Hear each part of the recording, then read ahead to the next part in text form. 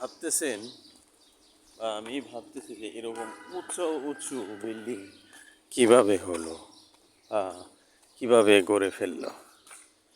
দেখেন, মোবাইলটা ধরতে পারি না, গরিব মানুষ তো। বড় বড় মোবাইল নিই, আর ঝুম করে সঠিকভাবে যে একটা জিনিস দেখাবো সেটাও দেখাতে পারি। দেখেন, লাক্সারি, হ্যাঁ, সব বাড়িঘর, মানে লাক্সারি জীবন এক কথায় বললেই যা চললে। উত্তরা 4 নম্বর সেক্টরে অবস্থান করছি। রোড নম্বর 9 নম্বর রোডে, সেক্টর হচ্ছে আপনার 4। তবে যেটা বলতেছিলাম যে লাক্সারি জীবন আপনি কখন করতে পারবেন বা কখন আপনি জীবনের সফলতার মঞ্চে আগাতে পারবেন জানেন? তখনই যখন আপনি জীবনের পরিশ্রম অধ্যবসায় করার মাধ্যমে বা প্রচুর পরিমাণ পরিশ্রম করার মাধ্যমে আপনি কিন্তু জীবনের সফলতা পাবেন। এর আগে কিন্তু আপনি কখনোই সফলতা পাবেন না। প্রচুর পরিশ্রম বলতে কি, একটা টাইম মাফিক কাজ। যেমন আমি প্রতিদিন সকালে ফজরের সালাতের পর এজ এ মুসলিম হিসাবে আমি যে কাজগুলো করি, সকালে উঠি, একটু নামাজ পড়ি, নামাজ পড়ে আল্লাহর হুকুমটা পালন করার পর একটু হাঁটতে বের হই।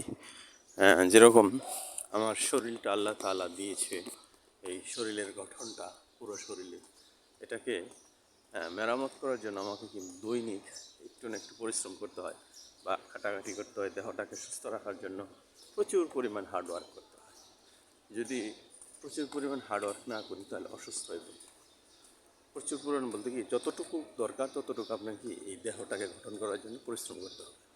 তাছাড়া কিন্তু আপনার দেহ ঠিক থাকবে না। ঠিক এরকমই, যেমন এই রাস্তা দিয়ে আমি হেঁটে হেঁটে যাচ্ছি আর কথা বলছি।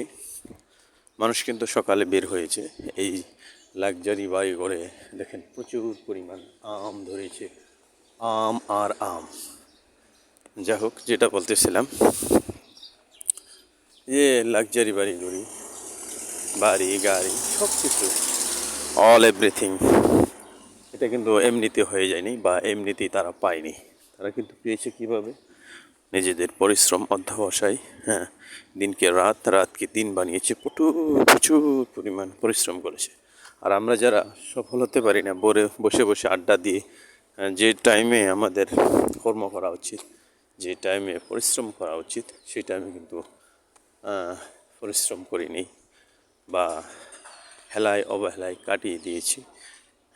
ওই সময়টা চলে গিয়েছে। তবে আল্লাহ তাআলা যে কোনো সময় যে কোনো প্রান্তে মানুষের অর্থবিত্ত এরকম বাড়ি গাড়ি সব কিছু দিতে পারে, যদি আল্লাহ চাহে, যদি আপনি পরিশ্রম করেন, ইনশাআল্লাহ। যাই হোক, বলতেছিলাম, আসলে এমনিতে আসে না, সব কিছু একটা আল্লাহ তাআলা প্রদত্ত থেকে মানুষের দেওয়ার নিয়ামত থাকে। এটার জন্য বেশি বেশি শুকরিয়া আদায় করতে হবে মহান রবের প্রতি। আর এক কথায় পরিশ্রম ছাড়া কোনো কিছুই সম্ভব না। যে ঘরে বসে থাকতাম, আমি হেঁটে হেঁটে যাচ্ছি আর হেঁটে হেঁটে দেখাচ্ছি, পরিশ্রম করছি বাদেই চলতে হচ্ছে। সামনে দেখতে পাচ্ছেন মহিলারাও পরিশ্রম করছে দেহকে রাখার জন্য, সুস্থ রাখার জন্য। সকালবেলা তাকে মর্নিং ওয়াক করছে। এই জন্যই বলবো, পরিশ্রমের কোনো বিকল্প নেই। পাশ কাটিয়ে একজন চলে গেল, যে যাচ্ছে ক্রিকেটার আমার সামনে দিয়ে, কিন্তু প্রচুর পরিমাণ পরিশ্রম করে এবং কি নিজেকে ফিট রাখার জন্য পরিশ্রম করে অধ্যবসায়ের মাধ্যমে সে সফল হবে ইনশাআল্লাহ। ওই দূরে চলে গেছে, দেখতে পাচ্ছেন, চলে গেল। আর আমি হেঁটে হেঁটে যাচ্ছি, আস্তে আস্তে সে দৌড়ে চলে যাচ্ছে, কারণ সে আমার আগে যাচ্ছে, মানে বেশি পরিশ্রম করছে, কারণ সে সফলতা পাচ্ছে। আর আপনি বসে থাকে কীভাবে পরিশ্রম না করা ছাড়া কীভাবে সফল হবে, কল্পনা করা যায়? আসলে পরিশ্রম করি, সফলতার জন্য এগিয়ে যায়। আল্লাহ তাআলা সকলকে উত্তম জাযা দান করুক। আর ভিডিওটা ভালো লাগলে, সকালবেলা করেছি, ভিডিওটা যখনই দেখবেন অবশ্যই অন্যকে শেয়ার করার সুযোগ করে দেবেন। এক কথায়, পরিশ্রম নাই আপনি সফলতা নেন, পরিশ্রম করুন, সফলতা করুন। সালাম।